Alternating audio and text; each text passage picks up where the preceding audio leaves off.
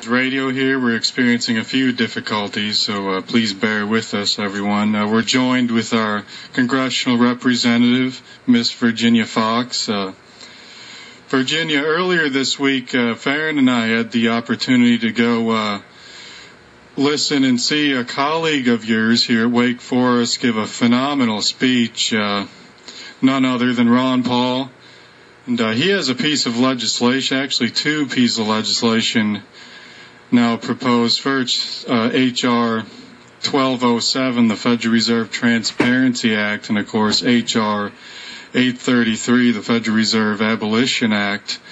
What are your thoughts on the Federal Reserve here? Private institution and no accountability to the federal government whatsoever, in charge of our currency. What is your position on both these bills and the Federal Reserve? Well, I myself have brought up the issue that the Federal Reserve is not accountable. I said everybody has to be accountable to somebody, and I have signed on to 1207. I think, I don't always remember the numbers of the bills, but I know about that bill, at least the way you described it. I just didn't remember the number of it, and I'm 99% sure I'm one of the co-sponsors of it. We have a situation in our country, not just with the Federal Reserve, and I want to say this. I believe that we should get rid of every board, every commission that makes policy decisions outside elected bodies. I think it should be done. I think it should be done at the state level. In fact, I'm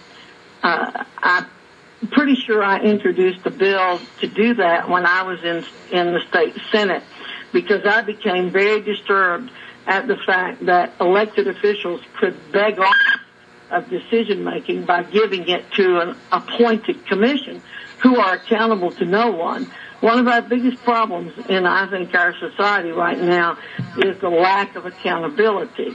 Those of us who are elected can be unelected by the people, but boards and commissions get appointed, and they're really making more decisions in many ways than we are as elected officials, and they have more far-reaching impact on the people. So I think that what we have to do is to scrutinize every way that we're making decisions, and where you have a situation that people or entities are not being held accountable, you just need to do away with them. Well, Virginia, we are 100% behind you on all of that, and we'll support you in any way possible in doing that. All these unelected bodies, as you say, that in no way whatsoever represent we the people making decisions for us, such as, the Trilateral Commission, Council on Foreign Relations. Farron and I were at the Bilderberg meeting last year, personally witnessed Ben Bernanke, Madeleine Albright. We saw Condoleezza Rice, Robert Gates attending that. Of course, that's a direct violation of the Logan Act. And, of course, the Federal Reserve having no accountability whatsoever to the American people. And here we are on the hook for all the money we're lending out. It's just extraordinary how far our government has gotten away from the Constitution, being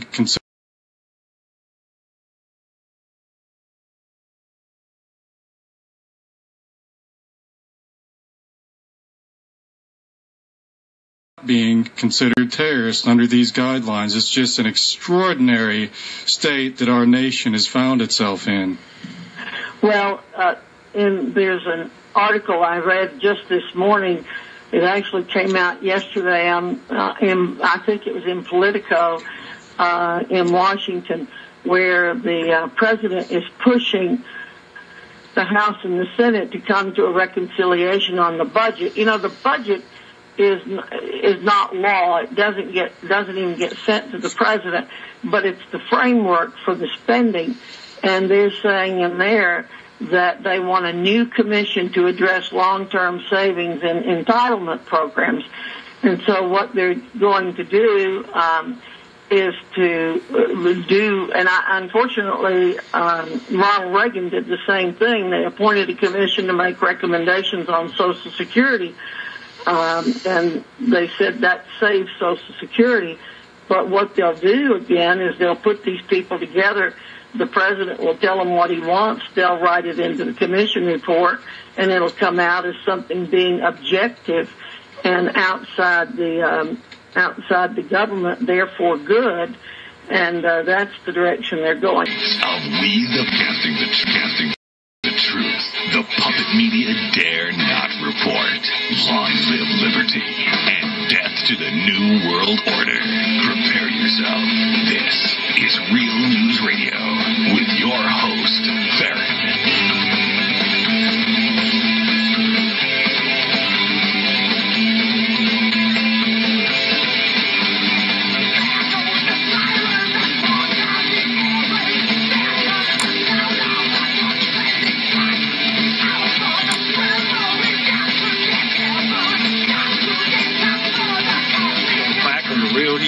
We are back on the Real News Radio, and I want to thank everybody for joining us today. We've got another hour left. We're going to be taking phone calls in this hour, but to begin with, we've got an email from Jim, and he says, just wanted to voice my opinion about the recent mainstream media comment about veterans possibly being terrorists, because if they are, will DHS start torturing them to get information? And how will this work with Veterans Day celebrations? Will veterans be allowed to get out of prison for the day in order to march in a parade?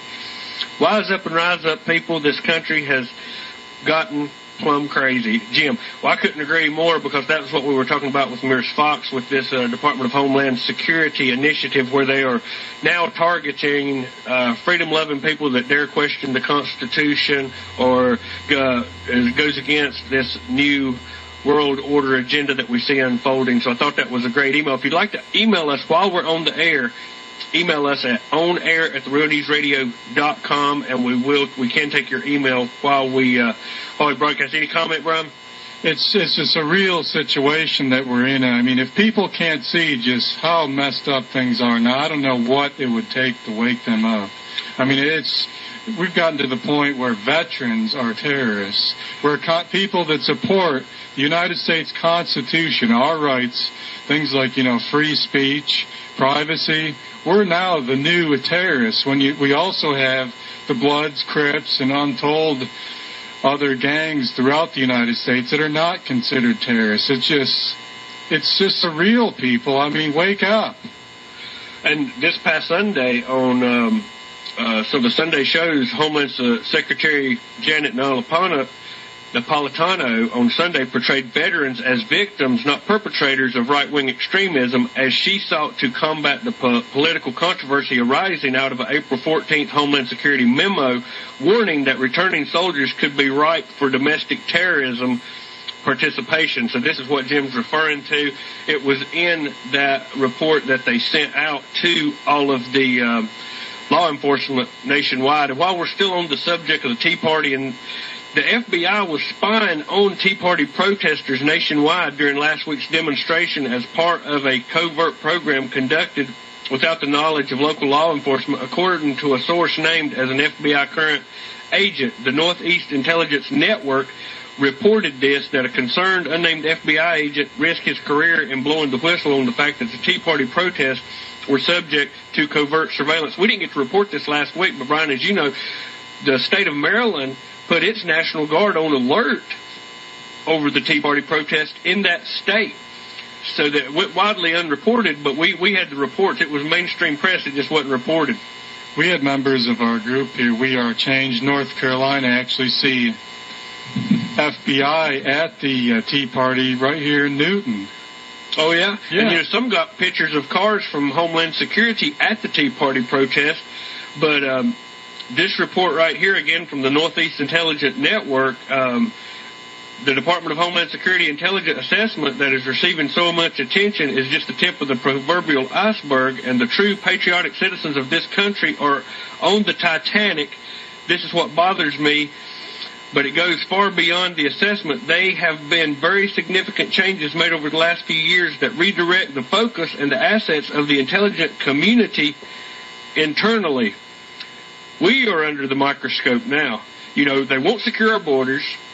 The TV tells you to be constantly scared a terrorist is going to get you, but we live in a country where they refuse to secure our borders. Obama wants to give amnesty to all the illegal immigrants, and those of us that dare stand out on the corner and cry out something's wrong, we're the ones that the government wants to investigate. Well, just the fact we've, slaughtered millions of people around the world in the name of democracy since 9/11, and still have not had another terrorist attack. I mean, it should really make the American people wonder if they can, turn off American Idol for a few minutes and actually exercise some critical thought